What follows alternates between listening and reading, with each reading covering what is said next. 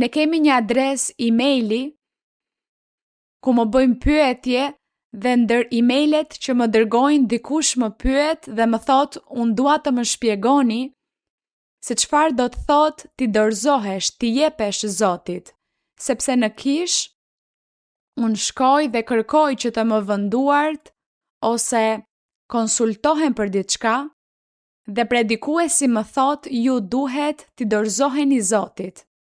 Dhe personi nuk e kupton se çfarë do të thot ti dorëzohesh Zotit dhe më shkruan që unë t'i përgjigjem.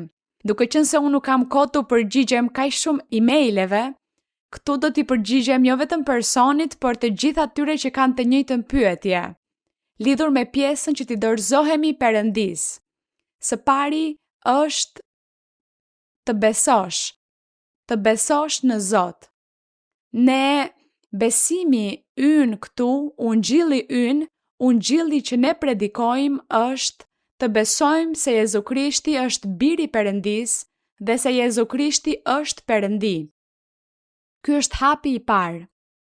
Po ashtu të besojmë se ai është rruga, udha e shpëtimit. Është rruga, udha që na çon në jetën e përjetshme.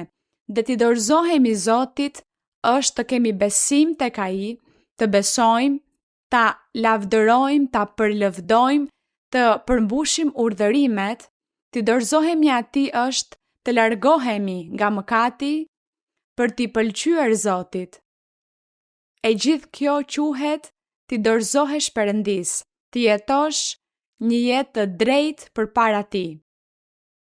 Ne gjithmonë duhet të bëjmë një kontroll të ndërgjegjes son vazhdimisht për të parë se ku po gabojmë përpara Perëndis. Të lexojmë Biblën sepse në Bibël mësojmë të gjitha rrugët që të çojnë te Perëndia. Ne i mësojmë në Bibël, kështu që ne lexojmë dhe mësojmë dhe themi unë dua të ndryshoj në këtë aspekt. Dua ta lë këtë gjë për t'i pëlqyer Zotit. Dua të bëj këto gjëra të bukura që ky personazh bëri ose që Perëndia thot se duhet të bëjmë, do t'i bëj, do t'i përmbush për t'i pëlqyer Zotit.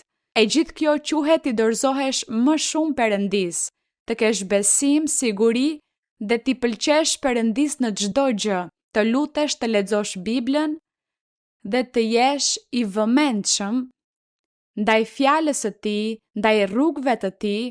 Kjo është t'i dorëzohesh gjithnjë më shumë Zotit.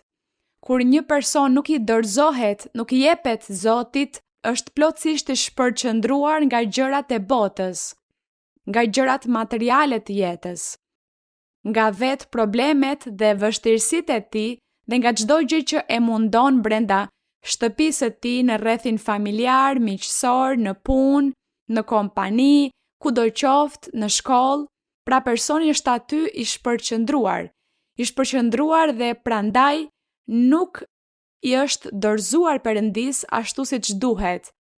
Dhe kjo është ajo që do të thotë i dorëzohemi Perëndis, sepse ka shumë shpërqendrime në jetë, por ne duhet të luftojmë kundër këtyre shpërqendrimeve dhe t'i kushtojmë më shumë kohë Perëndis ton me mendimet tona, po ashtu kur ne jemi në rrugë, në punë, në shkollë, kudo ku të jemi, në kompani, në punë, le të mendojmë për Zotin, le të reflektojmë rreth tij, le të admirojmë Perëndin në çdo gjë që shohim, në çdo gjë që na rrethon, le të admirojmë Perëndin dhe në këtë mënyrë e gjithë kjo quhet t'i dorëzohesh Perëndis. Pra, është të jetosh dhe të mendosh për Zotin, të largohesh nga e keqja, kjo është t'i dorëzohesh Perëndis. Ose sikur dikush ju thot, jetoni mirë përpara Perëndis, do me thënë reflektoni dhe shikoni se ku po gaboni përpara Perëndis. Pra kjo ishte pyetja, shpresoj që t'ju shërbej të gjithëve.